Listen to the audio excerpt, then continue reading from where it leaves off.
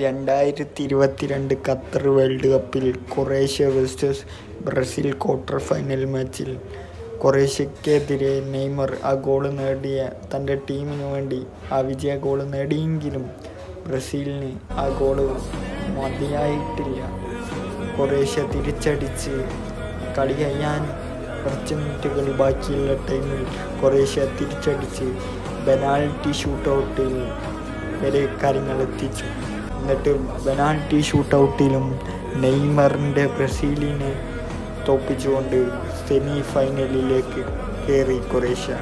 അപ്പോൾ നെയ്മറിൻ്റെ ഒരു സങ്കടം, തൻ്റെ ടീമിന് വേണ്ടി ഇറങ്ങി പുറപ്പെട്ട് ക്രൊയേഷ്യൻ ഗോൾ കീപ്പറെ മറികടന്ന് ആ ഗോള് നേടിയിട്ടും തൻ്റെ ടീമിന് സെമി ഫൈനലിൽ കടക്കാൻ കഴിയാത്ത സങ്കടം ആ ഖത്തർ വേൾഡ് കപ്പ് നേടാൻ നെയ്മർ അത്യാവശ്യം ആഗ്രഹിച്ചിരുന്നു.